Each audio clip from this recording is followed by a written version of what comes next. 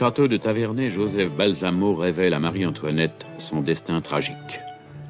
La dauphine emmène à Versailles André, Philippe de Maison-Rouge et Nicole, la servante, sosie de la future reine. Le jardinier Gilbert, passionnément amoureux d'André, un soir que Joseph Balsamo l'a plongé dans un sommeil cataleptique, abuse d'elle. Elle met au monde un fils. Gilbert, pour se venger, enlève l'enfant et disparaît. La reine et André sont sauvés par le comte de Charny, dont elles sont immédiatement éprises. La reine seule est payée de retour. La passion de Charny le jette aux genoux de la reine, mais, surprise par Louis XVI, la reine confie au roi que Charny veut épouser André de Taverney. Mariage malheureux. 89. Gilbert est conseiller et médecin royal. Charny se détache de la reine et commence à aimer sa femme. Mirabeau meurt avant d'avoir pu sauver la monarchie. Le roi et la reine tentent de fuir, mais ils sont arrêtés à Varennes et ramenés aux Tuileries. La reine, désespérée, demande à Gilbert d'avouer à Charny le terrible secret qui le lie à André. Charny court demander son pardon. Sa femme l'aime toujours, rien ne peut désormais les séparer. Le fermier Billot refuse de reconnaître son petit-fils, né des amours d'Isidore et de Catherine. Il confie sa ferme à Ange Pitou. Gilbert, déçu par l'attitude de Marie-Antoinette, quitte le palais.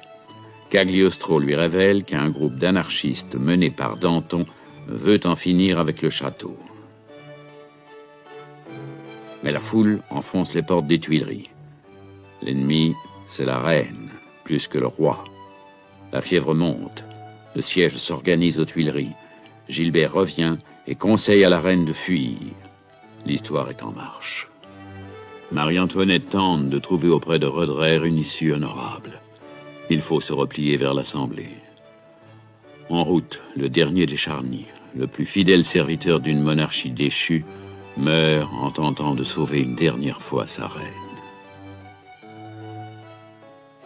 Avec l'aide de Pitou, André affolé cherche son mari et le retrouve, veillé tragiquement par Marie-Antoinette. Les deux femmes se quittent pour toujours, séparées par ce cadavre. Qui pourra dire laquelle l'a aimé le plus? Laquelle l'a aimé le mieux? Il faut agir vite et frapper fort, citoyens. Il faut sur le champ épurer la presse. Tout le matériel d'imprimerie des empoisonneurs royalistes sera confisqué et adjugé aux imprimeurs patriotes. Dont tu es le premier, Marat. Tu oserais prétendre le contraire. Oui, écoutez, il ne serait pas plus urgent de régler les affaires qui traînent depuis le 10 août? Il faut créer une cour martiale pour combattre les Suisses qui ont défendu les Tuileries et tiré sur le peuple. Et constituée de qui, cette cour martiale? Eh ben de ceux qui ont combattu les Suisses. Ah oui, une cour martiale choisie parmi les vainqueurs. Oui. Mais c'est la clémence pour les vaincus. Le peuple combattant est beaucoup trop généreux. Robespierre a raison. Ce qu'il nous faut, c'est un tribunal de salut public qui ne s'empêtre pas dans les bons sentiments et la mauvaise plaidoirie. C'est le massacre assuré. Non! Des exécutions populaires, accélérées. Je peux fournir une liste de 273 000 ennemis de la nation qu'il faut supprimer, sans délai. Tu as commencé à 50 000 et puis tu es monté à 100 000 et maintenant 273 000. Le fléau contre-révolutionnaire est lancé au galop. Si nous ne faisons pas un exemple terrible, dans un mois, il nous faudra 500 000 têtes. Bon, eh bien, il suffit pas de réclamer 273 000 têtes. Faut dire lesquelles.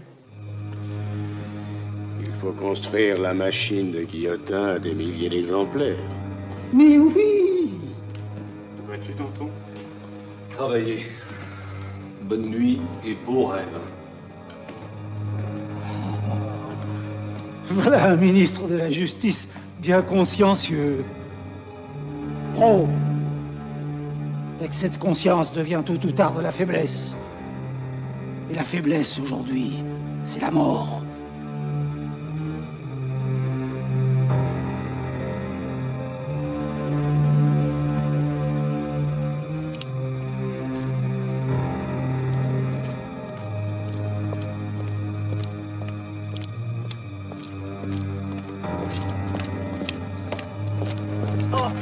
faites? Quel affreux malheur!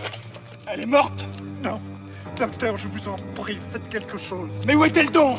Ils l'ont arrêté ce matin. Mais qui l'a pris? Les hommes de la commune. Ils l'ont arrêté comme complice d'un défenseur des Tuileries. Seigneur, et où l'ont-ils emmené? À la prison de l'abbaye. Madame s'est laissée arrêter sans rien dire. Elle veut mourir. Rejoindre monsieur le comte. Elle l'aime tellement. Elle veut l'avoir tout près d'elle. Oh, mais à moins d'un miracle, elle ne le retrouvera jamais. Oh, docteur, vous qui connaissez tous les grands de ce monde, je vous en prie, sauvez-la.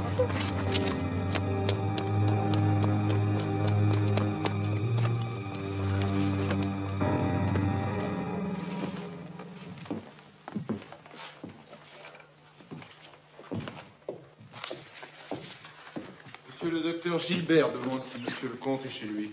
Je suis toujours là pour mes amis. Entrez, Gilbert. Je suis sûr d'avoir votre visite depuis le temps que nous nous fuyons. Eh oui, je suis chez moi. Je ne fais pas comme Robespierre, qui choisit des jours pareils pour aller à la campagne.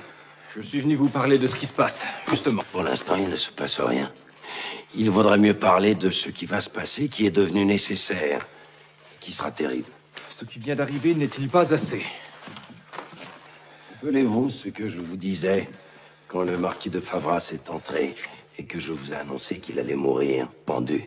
Vous m'avez dit que le roi devrait fuir. Il a essayé. Trop tard, comme tout ce qu'il fait. Que la révolution réussisse, il a fallu que nous tombions sur un roi à l'esprit particulièrement lent. Avez-vous vu fonctionner la machine de Monsieur Guillotin sur la place du Carrousel? Oui. On commence à murmurer qu'elle fonctionne trop lentement. Avouez donc que nous avons affaire à des gens têtus comme des ânes. On donne aux rois et aux aristocrates tous les avertissements et ça ne sert à rien. Le roi enfermé au temple se réjouit ouvertement de la prise de Longwy par les Prussiens. Les aristocrates enfermés à l'abbaye se font servir du vin de champagne et crient « Vive le roi! Vive les Prussiens !» À bas la nation. Il faut en finir. Avec qui? Avec le roi, la reine, l'aristocratie. Vous voulez les assassiner? Il faut juger le roi et la reine et se débarrasser de tout le reste. Et le plus tôt sera le mieux. Mais au nom de qui osez-vous me dire ces choses effroyables? Au nom d'Hébert, de Collot d'Herbois, de Marat? Des hommes qui trouvent beau d'exterminer d'un geste ce que la nature a mis 20, 30 ou 50 ans à créer. Ce sont des médiocres, des esprits malades, et vous n'avez rien de commun avec eux. Votre erreur est de les prendre pour des hommes. Ce sont des instruments. Des instruments de mort et de destruction. Mais au service de l'affranchissement du peuple, de la liberté, de la République. Ils n'ont pas le génie, mais ils ont ce qui est bien plus fort, l'instinct. L'instinct de Néron, de Caligula. Et où conduira le massacre? Il servira à compromettre l'Assemblée, le peuple, la commune. Et quand il n'y aura plus de pardon possible, alors Paris poussera devant lui la France et mettra l'ennemi en déroute et l'Europe à genoux. Mais vous n'êtes pas français, vous, alors que vous importe? Est-ce que les affaires de la France ne sont pas les affaires du monde? Est-ce que Jésus est mort seulement pour les Juifs? Mais vous aviez du secours à me demander pour quelqu'un, n'est-ce pas? Oui. Pour qui? La mère de mon fils, André de Tavernay, comtesse de Charny. Elle est enfermée à l'abbaye. Danton est ministre de la Justice, c'est lui qui tient les clés des prisons. Mais sur un mot de vous, Danton peut ouvrir ou fermer toutes les portes.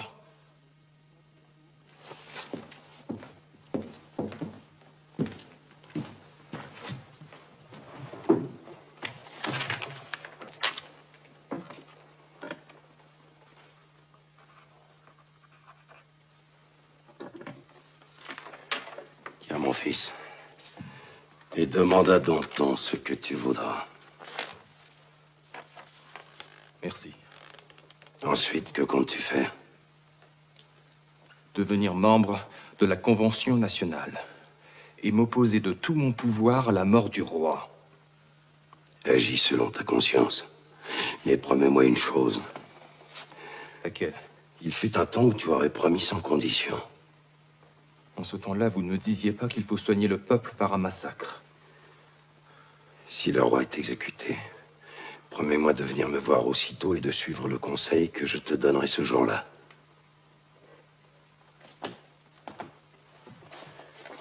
Promets-le-moi.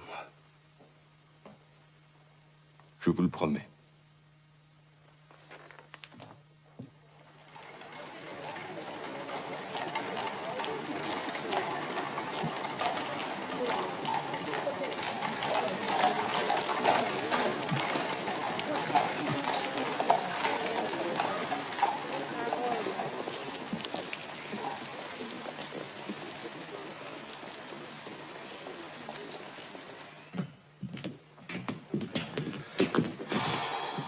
Tu ne le permettras pas, Georges, dis. Si la commune le décide, je ne pourrai pas m'y opposer.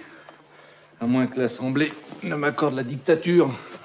Tu entends d'ici les cris d'Orfred, de Marat et de Robespierre, sauf si la dictature est pour eux. Ah bah, fais-toi tuer s'il le faut, mais empêche le massacre. Mais ma mort n'empêchera rien, ma pauvre femme. J'ai pas peur de mourir, enfin, et je voudrais pas mourir stupidement.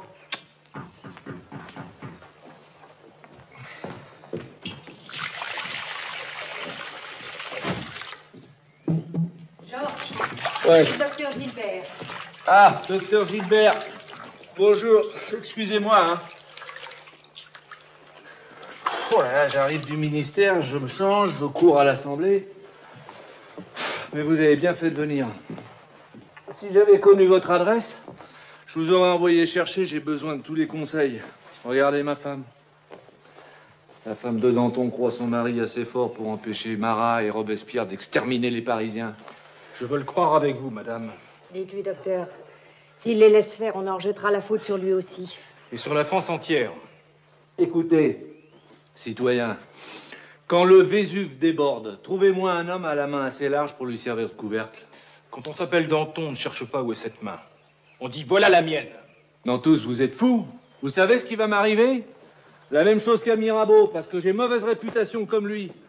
Je ne suis pas assez frénétique pour inspirer de la terreur, comme Marat, ou assez incorruptible pour inspirer de la confiance, comme Robespierre. On ne m'accordera pas les droits pour empêcher le massacre, parce qu'on dira que j'ai pas de moralité. Mais ces pouvoirs, au moins, réclamez-les. Et qu'est-ce que vous croyez que je vais faire, là, à l'Assemblée? Je vais les obliger à décréter la levée en masse du peuple contre l'envahisseur, et puis je vais envoyer tous les massacreurs dans le tourbillon des volontaires. Et je t'accompagne tout ça à la frontière. Qu'est-ce que vous dites de ça? Si vous réussissez, vous aurez fait une chose sublime. Il faut seulement qu'on m'aide à réussir. Tout le monde t'aidera, Georges. On en reparlera. Je peux faire quelque chose d'autre pour vous?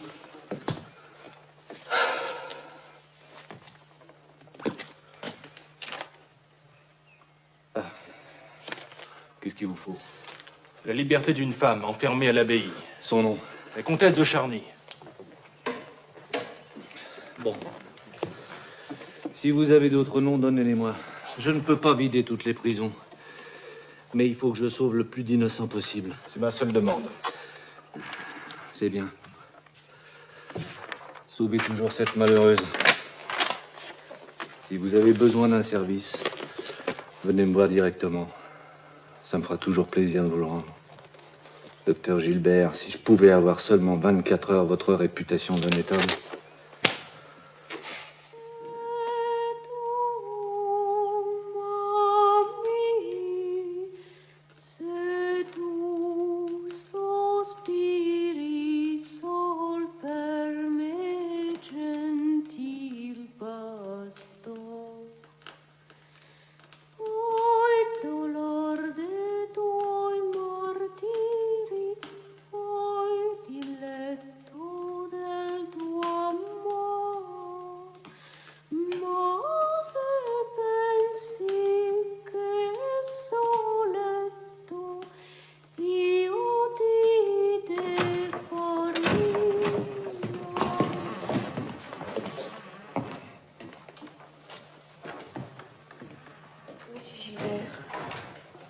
Madame la comtesse.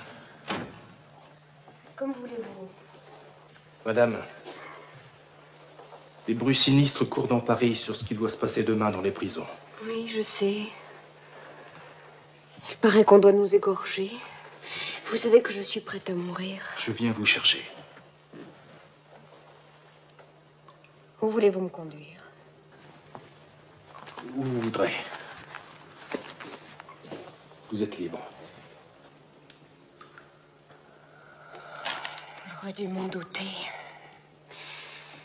Vous voulez m'empêcher de mourir?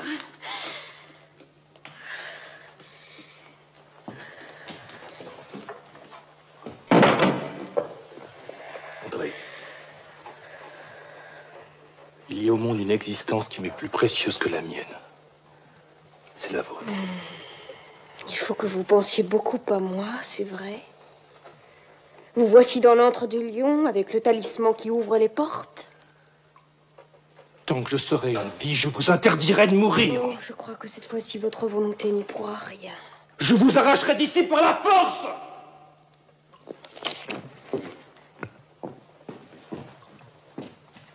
Essayez!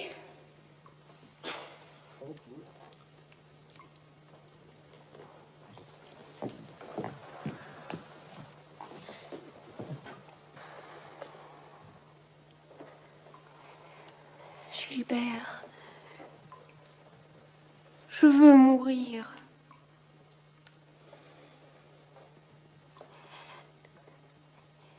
Tout ce que je vous demande, c'est d'essayer de retrouver mon corps et de le faire transporter à Boursonne avec celui de Monsieur Charny.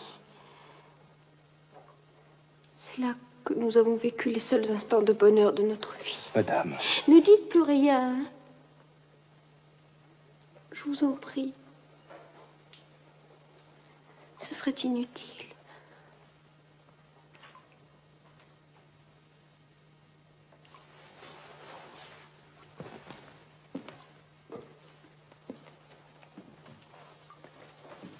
Souvenez-vous seulement de mon dernier désir.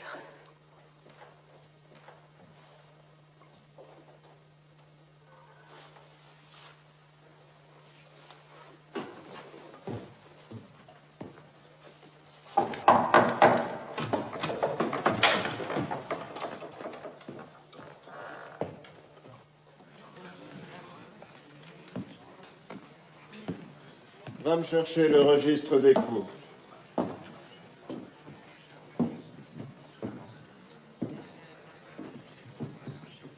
Prenez place, citoyens.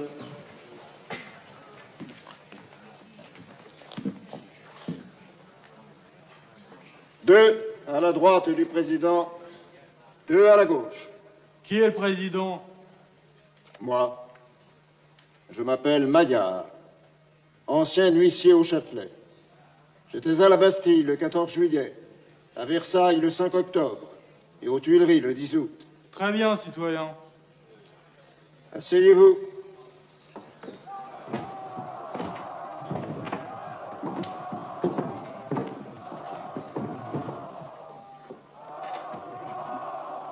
Un instant.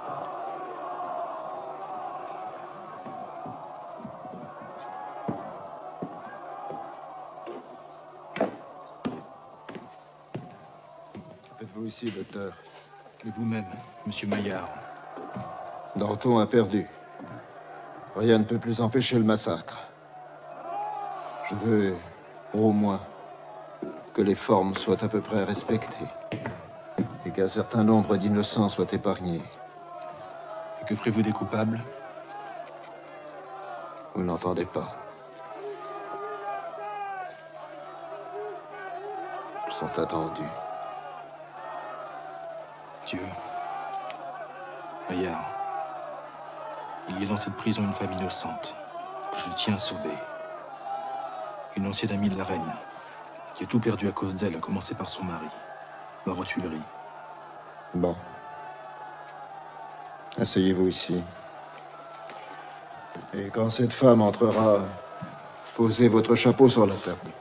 Merci. Citoyens, le docteur Gilbert, que vous connaissez tous, est ici, en tant qu'observateur, pour rendre compte de l'équité de nos jugements.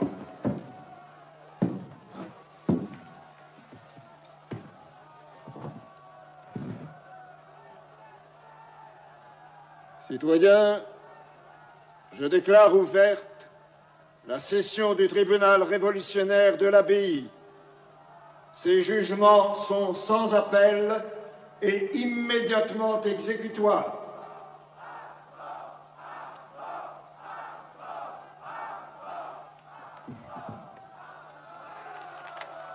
Faites entrer le premier accusé.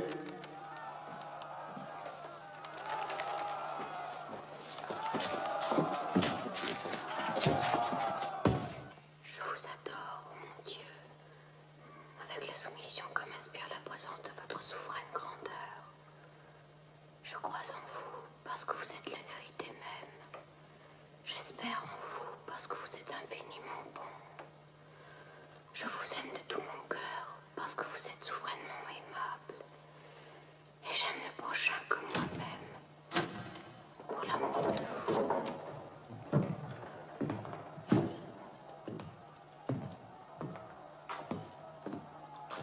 Le tribunal t'attend, citoyenne.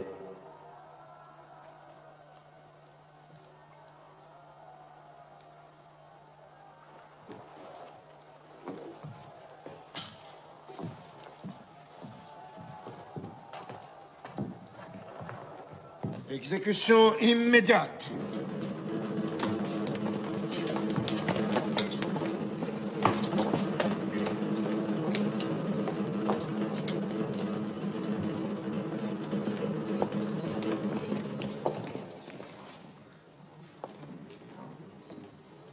Citoyenne André de Tavernay, comtesse de Charny.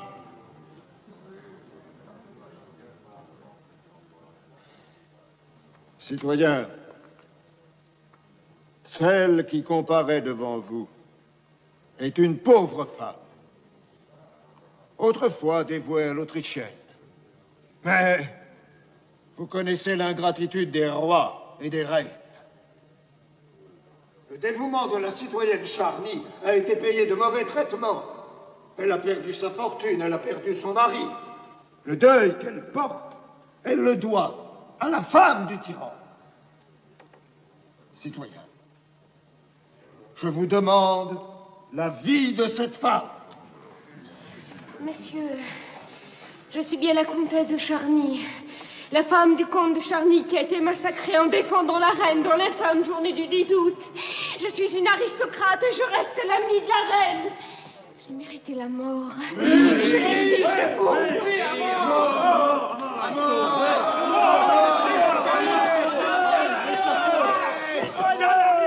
Cette femme est folle. La mort de son mari lui a fait perdre la raison. Elle mérite notre pitié. La justice du peuple ne frappe pas les démons. Qu'on l'élargisse. T'as raison. Faites grâce à qui la mérite. Moi, je ne la mérite pas, mais je la refuse. Cette femme est folle. Qu'on l'élargisse.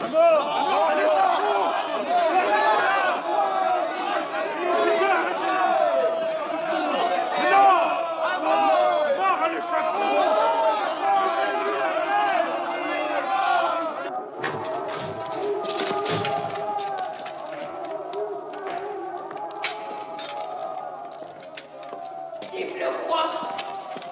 Vive la reine! Honte éternelle sur vos doses!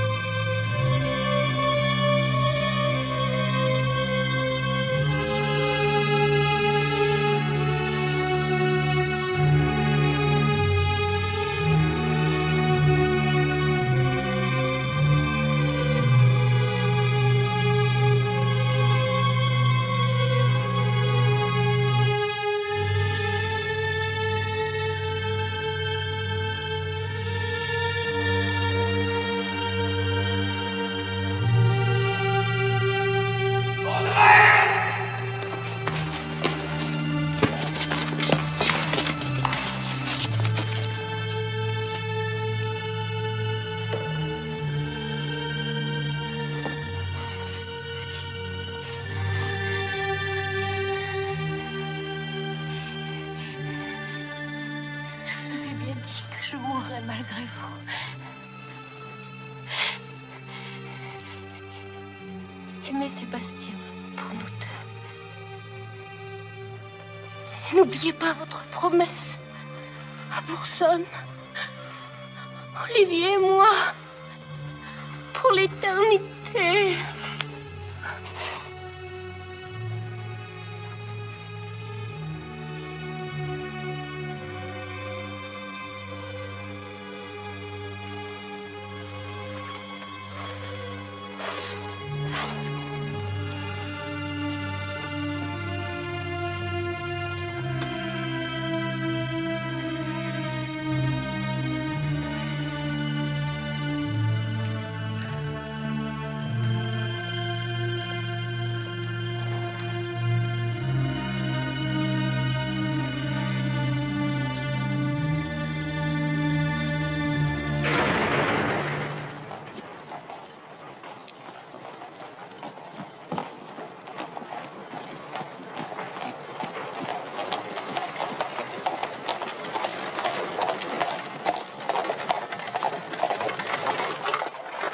Gamin,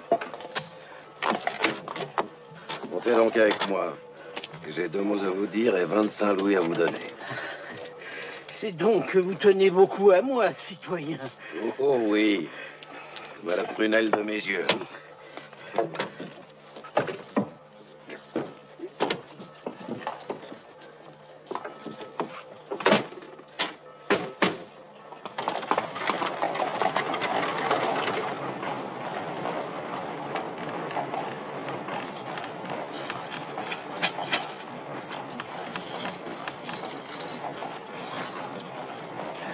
Que voulez-vous? Oh, misère. Voilà des siècles que je n'en ai pas vu autant. Puis le jour où le gros Capet vous a payé pour rectifier la serrure de son armoire de fer, aux Tuileries. Comment savez-vous ça? Parce que vous me l'avez dit. Le soir même, vous avez exécuté ce travail. Dans cette voiture. C'était donc vous. Je me souviens à peine. J'étais... Complètement ivre. Pardon. Empoisonné. Par la reine. Et j'ai failli en mourir, monseigneur. En mourir. Et depuis, j'ai une jambe qui ne marche plus. Comme c'est triste. Un homme de votre talent. L'histoire de cette armoire de fer.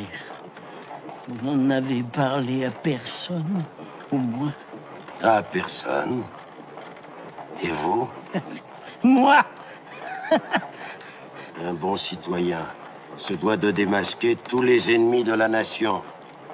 Supposez qu'il y ait dans cette armoire des objets compromettants pour Capet. Certains papiers qui pourraient prouver qu'il pactisait en secret avec les Prussiens, les Autrichiens, d'autres.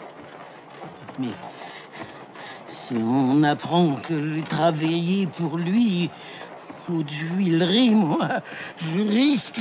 Je suis bien sûr que non. L'aide que vous apporterez à la nation en lui découvrant l'existence de cette armoire vous vaudra l'absolution de toutes vos fautes passées. Vous croyez? J'en suis sûr. Et puis dites, quelle belle occasion de vous venger de tout le mal que les tyrans vous ont fait.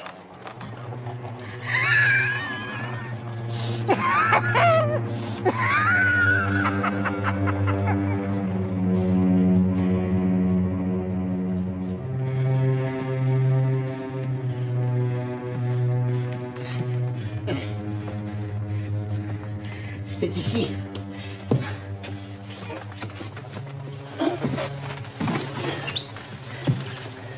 Regardez voir.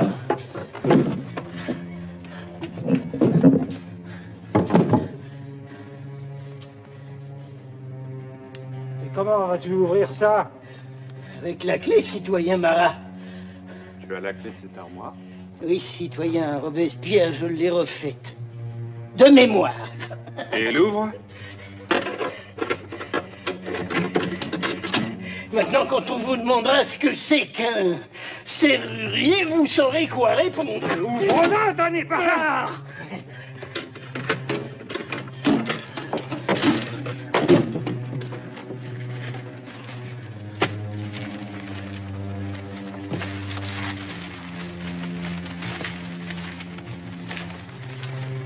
Tu vois quelque chose sur Danton? Rien, hélas. Mais voici pour Lafayette. Et voici pour Dumouriez. Et Mirabeau. Mirabeau. Mirabeau. Mirabeau. Eh bien quoi, Mirabeau? Qu'est-ce que c'est que ces papiers? Le cadavre de Mirabeau. Et la tombe de Monsieur Veto. Tu es un grand patriote, gamin. Et la France te fera une pension. Ah, le gros capet. Je lui avais bien dit que je lui refondrais ça.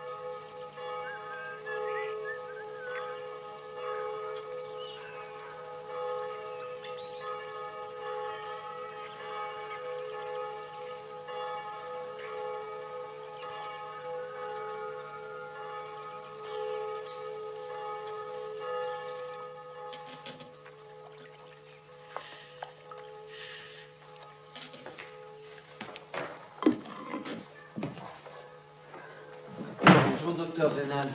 Bonjour, Pétion. Bonjour, mademoiselle Catherine. Je vous ai encore ramené un lapin.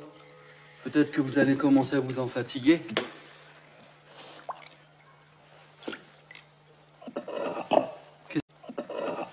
Qu'est-ce qu'il y a qui ne va pas, mademoiselle Catherine? Il y a une lettre, monsieur Pitou. Ah? La mère Colombe me l'a donnée pour toi.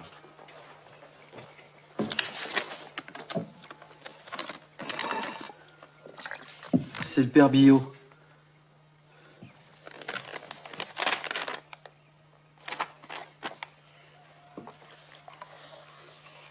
La Convention a condamné le roi à mort.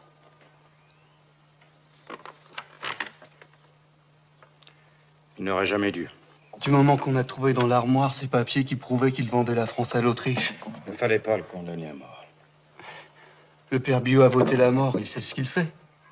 Mon père a voté la mort du roi. Il avait sûrement de bonnes raisons. Il avait une bonne raison. Ils vont tuer le roi. Vous verrez qu'ils tueront la reine. On ne fait pas ces choses-là. C'est grave. Vous nous quittez, docteur?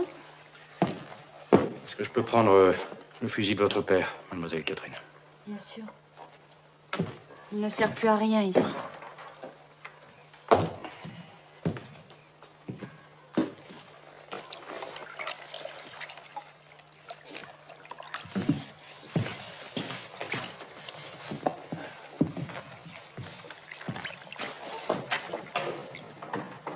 Le docteur Rénal a besoin d'un fusil maintenant? Vous n'avez pas entendu dire que les enragés voulaient venir prendre l'abbé Fortier, qui n'a jamais prêté serment à la République? Vieille tête de bois, il s'est fait tellement d'ennemis. Ils ne l'auront pas. Le docteur Reynal a décidé de le cacher chez lui.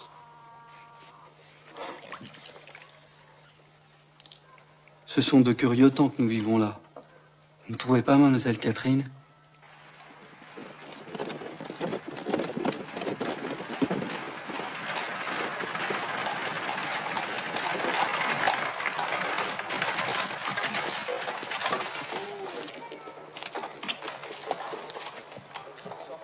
Pas petit.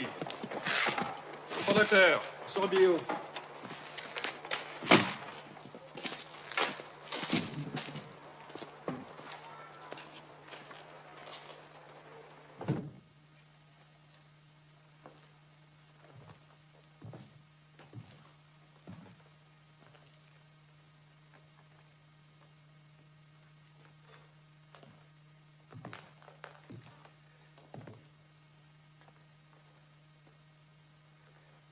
C'est donc que je suis un brigand parce que j'ai voté la mort du roi. Vous étiez d'accord pour proclamer cette échéance et pour le traîner en jugement. On avait le droit de le condamner. À l'exil, à tout sauf à mort. Mais pourquoi pas à mort? Il n'était pas coupable en intention. Vous l'avez jugé du point de vue du peuple, il avait agi du point de vue de la royauté. Vous n'avez pas jugé un autre homme, vous avez condamné votre ennemi vaincu. Vous avez fait un martyr et vous avez nourri une vengeance qui n'est pas prête à s'assouvir. Elle nous coûtera sans doute la République. Il y a du vrai dans ce que tu dis là, Gilbert. Mais il y a du vrai aussi dans ce que dit Billot. Si l'on voulait tuer le roi, il fallait l'assassiner à Versailles, derrière sa grille de courtisans et son meurtre de Suisse. Inconnu du peuple. Mais après 5 mois au temple, connu de tous, élevé à la dignité d'homme par son abaissement, il fallait le traiter en homme, le bannir, non l'exécuter. À la Convention, vous, Billot, vous avez réclamé la mort. Toi, Gilbert, la vie. Devoir et vengeance. Tout est accompli. Partez. Oui, partez, mes amis. Car demain, on vous fera à toi un crime de ton indulgence et à vous de votre sévérité. Entre le fanatisme et la terreur, bien peu resteront purs. Fuyez la machine du docteur Guillotin. Partez. Mais la France... L'ennemi du dehors est battu. L'ennemi du dedans décapité. L'aristocratie sera bientôt anéantie. L'Europe vaincue. La France sauvée. Mais chaque Français restera taché de boue et de sang. Partez. Où irons-nous? Ingrat. Tu oublies donc l'Amérique. Ces lacs immenses, ces forêts vierges, ces prairies vastes comme des océans. N'as-tu pas besoin du repos de la nature, toi, l'élève de Jean-Jacques?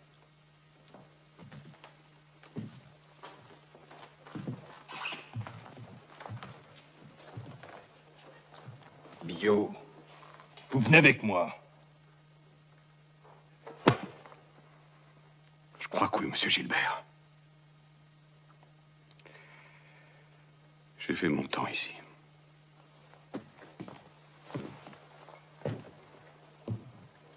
Sait-il comment sa mère est morte?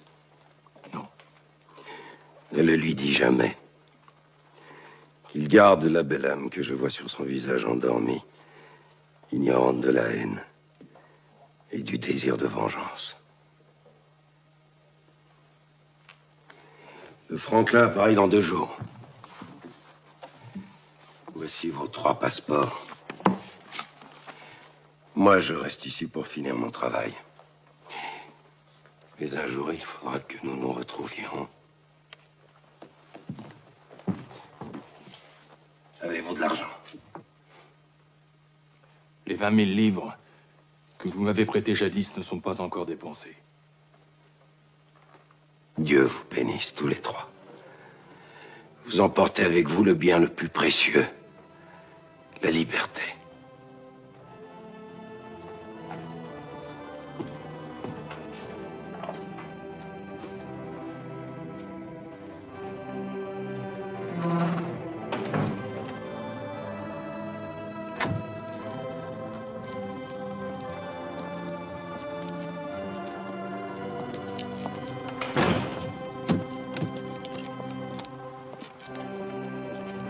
Allons, mes amis, en route pour le Nouveau Monde.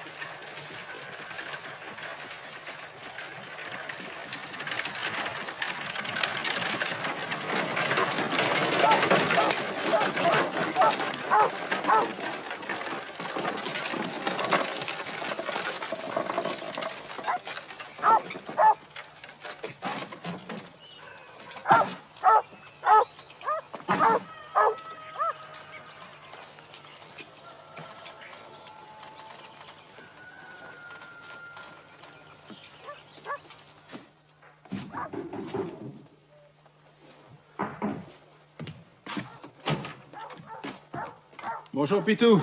Bonjour, citoyen maire. J'étais en train de donner de l'air à mon uniforme, qui ne tire plus beaucoup ces temps-ci. Je reçois copie d'un décret de la Convention nationale qui ne te sera pas très agréable, j'en ai peur. La Convention, depuis que le docteur Gilbert et le père Billot l'ont quittée, elle ne fait plus de très grandes choses, celle-là.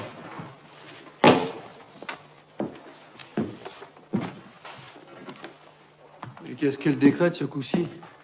Que les émigrés sont bannis à perpétuité et déclarés morts civilement. Leurs biens sont confisqués et sont vendus au profit de la République. Les nobles, convaincus d'avoir aidé le roi à trahir la France, ou qui ont été tués ou exécutés, sont considérés comme des émigrés. Eh bien, citoyen de Lompré, on peut dire que vous avez de la chance d'avoir choisi le bon côté, vous. Me comprends-tu bien les conséquences de ce décret pour nous ici, à Aramon? Attendez. Est-ce que le père Billot et le docteur Gilbert sont considérés comme des émigrés? Évidemment, puisqu'ils ont quitté la France. Et le comte de Charny, ses frères, la comtesse de Charny également? Pareil, puisqu'ils sont partis pour toujours.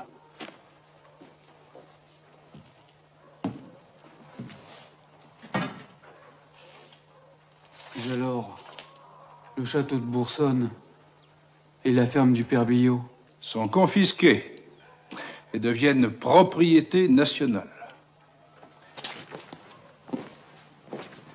Ils seront mis en vente aux enchères publiques dans 2 mois. À Boursonne, il n'y a plus que des tombes. Mais à la ferme, il y a encore quelqu'un. Veux-tu te charger d'elle, Pitou? On lui laissera le temps qu'il faudra pour déménager. Enfin, sans trop attendre. Merci, monsieur le maire. Au revoir.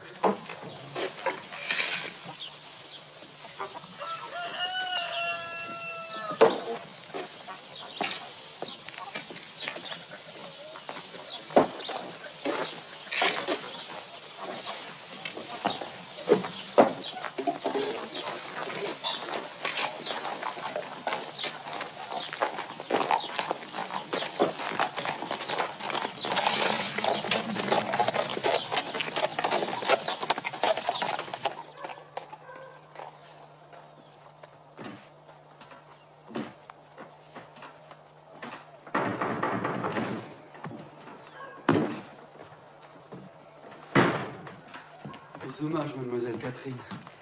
Bonjour, Pitou. Mademoiselle Catherine, j'ai une mauvaise nouvelle à vous annoncer. Mon père? Oh non, votre père, il va bien depuis qu'il est en Amérique. Mais justement, comme il est là-bas, qu'il n'a pas l'air de vouloir en revenir... Eh bien? Bien... La Convention confisque la ferme qui sera vendue sous 2 mois au profit de la République. Ça vous fait pas trop de peine? Je suis devenue philosophe. Nous en avons vu d'autres depuis 4 ans, n'est-ce pas? Pour ça, oui. Et vous n'allez pas pouvoir rester ici bien longtemps? Je m'en doute. Bien, où comptez-vous aller? C'est à vous de décider, Ange Pitou. À moi? Je vous donne l'enfant, Pitou. Voulez-vous prendre aussi la mère? Monsieur Isidore? Oh, mademoiselle Catherine. Oh, comme je vous aime.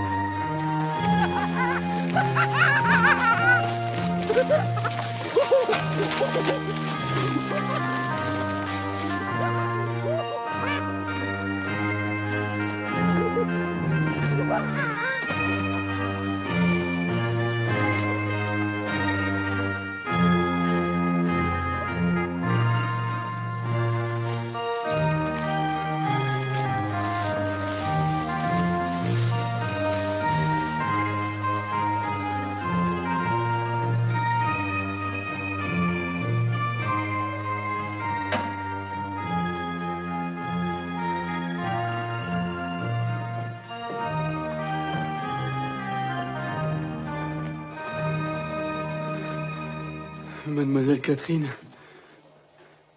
est-ce que je vous ai bien compris? Est-ce que vous voulez partager votre vie avec la mienne? Oui. C'est-à-dire la mienne avec la vôtre. Je n'ai plus nulle part où aller, sauf chez vous. Alors il vaut mieux devenir mari et femme pour couper court à la médisance. Bien. Dans ce cas-là, mademoiselle Catherine, avec la permission de monsieur Isidore, permettez-moi de vous demander votre main. Je ne vous presse pas, hein, prenez votre temps. Mais Ange Pitou, j'ai eu tout le temps de réfléchir. Vous êtes l'homme le plus aimant et le plus dévoué que je connaisse. Et mon fils ne trouvera jamais de meilleur père que vous. Bien. Est-ce que vous me permettez d'annoncer la nouvelle Urbi et Orbit? Tant qu'il vous plaira. Dans ce cas-là, j'y vais de ce pas. Un instant. Venez un peu ici, je vous prie.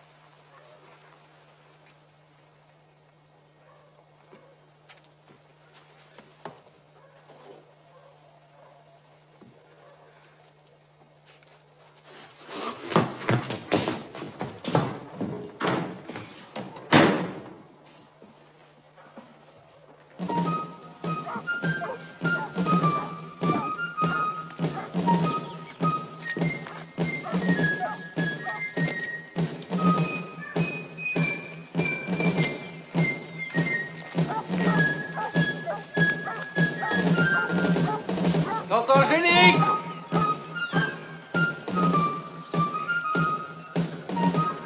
Tante Angélique!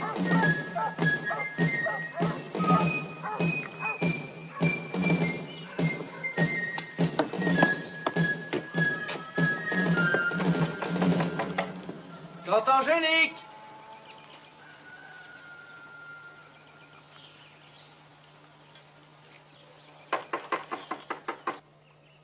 Tante Angélique!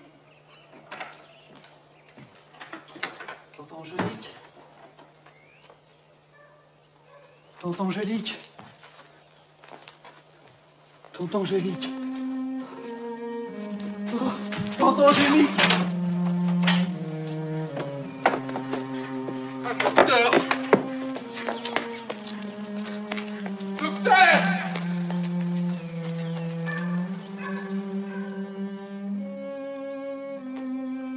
Elle est morte de faim. Tout simplement. Mon Dieu. C'est horrible. Je suis un misérable de l'avoir abandonnée. Morte de faim. Pas un quignon de pain. Pas une poignée de lentilles, pas une pomme de terre. Je lui avais prédit qu'elle mourrait comme ça. La vieille avare. Mais tout le monde disait qu'elle était riche. La fermeture de l'église a été sa ruine. Le commerce des chaises était sa seule ressource. Elle se serait plainte. J'aurais braconné tout pour la nourrir. Elle aurait revendu des lièvres, des perdreaux, pour gagner 3 sous.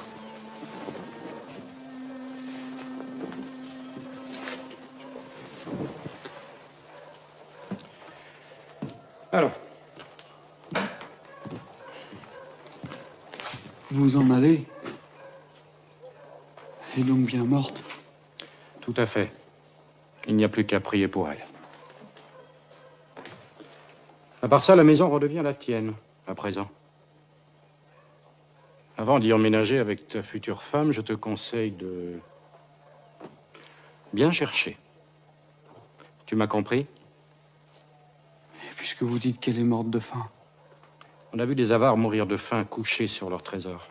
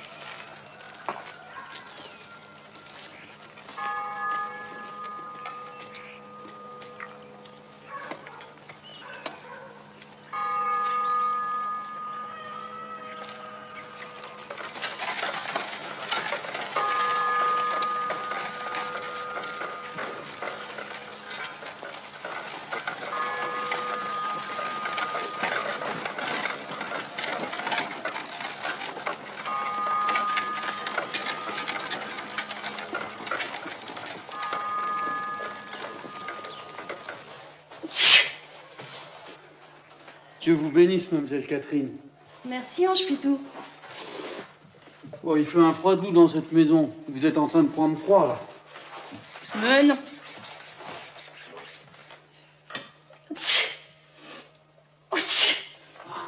Vous voyez? Qu'est-ce que je vous disais? Bon, je m'en vais faire du feu. Le bûcher est vide.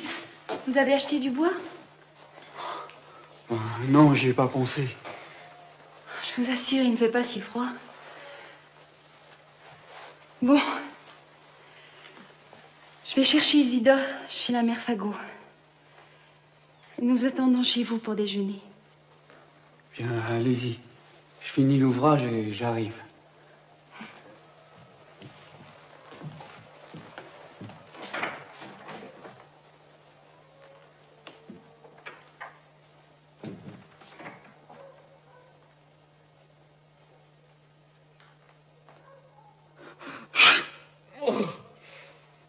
Et on va tout de même pas mourir de froid.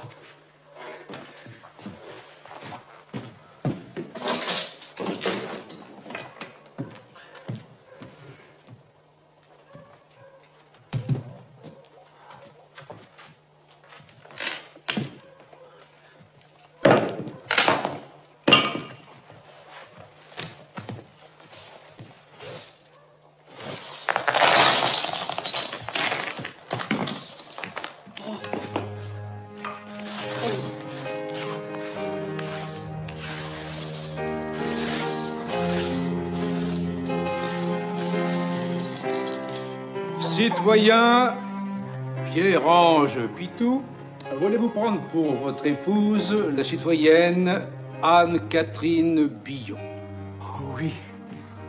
Citoyenne Anne-Catherine Billot, voulez-vous prendre pour votre époux le citoyen Pierre-Ange Pitou? Oui. Au nom de la loi et de la République, je vous déclare unis par le mariage. Bravo!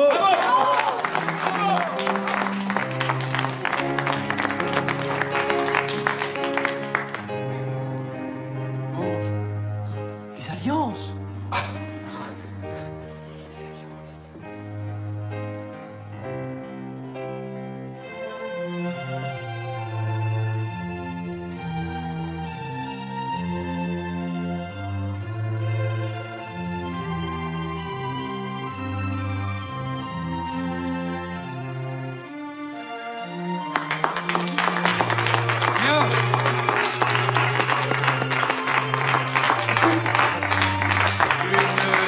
Dernière petite formalité.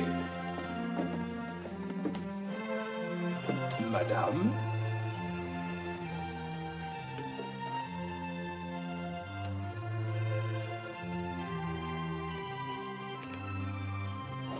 Et monsieur.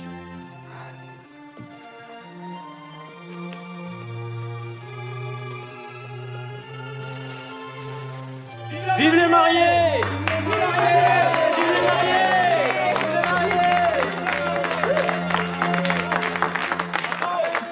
Ah, votre premier mariage républicain. Oui, pourtant, si Dieu doit en bénir un, ce sera bien celui-ci. À propos, la ferme de Billot et le château de Bourson. Vendu, cher ami. À qui? À un inconnu. 1 240 000 francs en assignat, ce qui fait 1350 louis d'or, payé comptant. Eh bien, tant mieux. La République n'a pas ruiné tout le monde. Ah.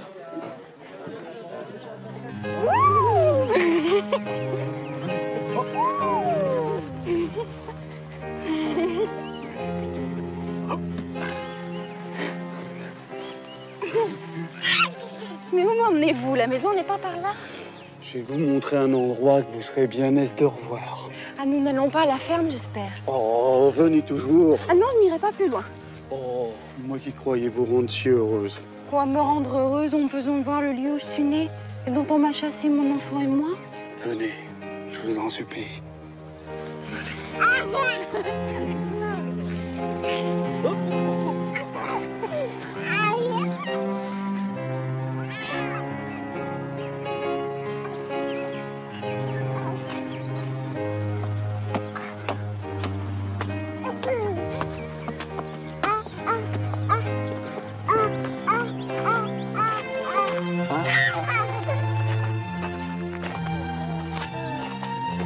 Au nom de Dieu, Pitou, qu'est-ce que cela signifie?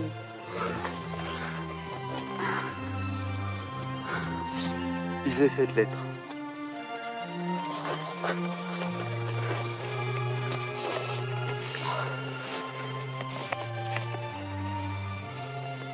Lisez. Le château de Bourson a été acheté par moi pour le comte d'Isidore, fils de Catherine Billot. Il lui appartient d'eux en toute propriété. De Lompré, maire de Villers-Cotterêts. Lisez l'autre.